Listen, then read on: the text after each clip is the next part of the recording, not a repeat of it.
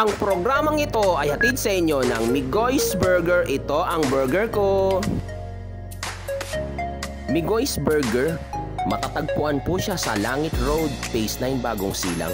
Paglabas niyo po ng Atlantica, gumawi lang po kayo bandang may kanan. Makikita niyo na po agad ang Migoy's Burger. Hilera lang po siya ng mga pritong manok.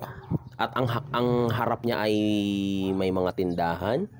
Ayan, at medyo kaharap niya rin ng bandang gawi sa may papuntang tangke, ang Hilot Center.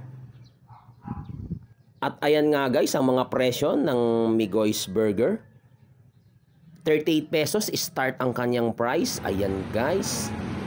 Ang aking paborito dyan guys ay barbecue flavor ng burger. Napakasarap niyan. Murang-mura na sa halagang 40 pesos.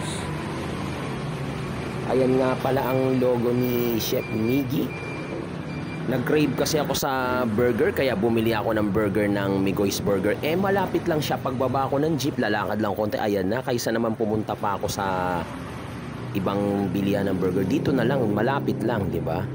Napakasarap, malinamnam, affordable yung mga presyo ni Migoy's Burger.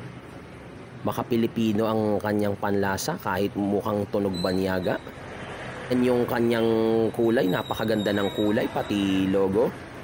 All over of Luzon, meron na po silang branches. Actually, itong branches ng Migoy's Burger dito sa Bagong Silang, first time pa lang po, una. Meron pa po silang branches sa Barangay 178, Camarin, Caloocan.